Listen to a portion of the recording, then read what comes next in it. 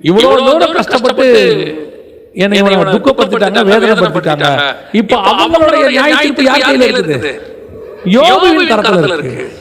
இப்ப ஆண்டவர் சொல்றாரு, அவன் ஜெபம் பண்ணா உன்னை நான் விடுதலை ஆக்கிடுவேன்.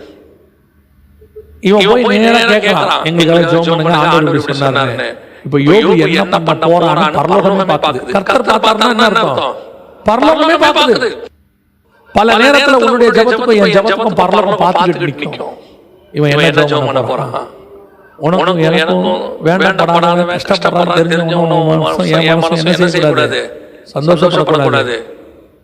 நான் நல்ல ராஜகுமார்த்தியா இருக்கிறேன், நான் போன என்ன கொன்னுடுவாங்க, நான் சேஃபஸ்ட் பிளேஸ்ல இருக்கிறேன். ஆமா, நீ சேஃபஸ்ட் பிளேஸ்ல இருக்கிற. ஒரு கூட்டம் எப்படி இருக்குது?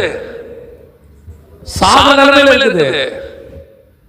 எதுக்கு உன்னை சேஃபஸ்ட் பிளேஸ்ல வச்சாருன்னா, அவன் சாக நிலைமையில இருக்கும்போது அவனுக்காக ஜெபம் பண்றதுதான் கர்த்தர் உன்னை அங்க வச்சிருக்கிறார். அதுக்குதான் கர்த்தர் அங்க வச்சிருக்கிறார். இன்னைக்கு நம்ம ஜெபம் எப்படி இருக்குது? யாராவது நமக்கு வேண்டப்படாதவனோ வேண்டப்பட்டவனோ கஷ்டப்பட்டானா உடனே சந்தோஷம்.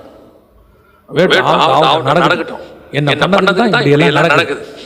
இல்லைன்னா யோபு அப்படியே பார்த்து சொல்லிருக்கோம், பேச்சாடா பேசுனீங்க இல்ல, 30 அதிகாரம் பேசுனீங்க, மாறி மாறி பேசுனீங்களா, ஒத்த விடாம.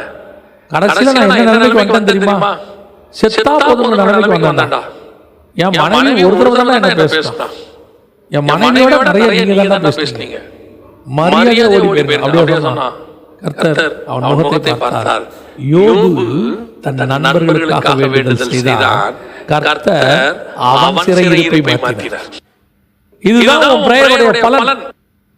உனக்கு விரோதமா, உனக்கு துக்கமா, உன்னை வேதனைப்படுத்தின அக்கா, தங்கச்சி, அண்ணன், தம்பி, நண்பர்கள், சுற்றார், உறவினர் எத்தனை பேர் துக்கப்பட்டு இருந்தாலும் அவன் கஷ்டப்படுறாரு கேள்விப்பட்ட உடனே உன் இருதயம் சந்தோஷப்பட்டா உன் சிறையிருப்பு மாறாது.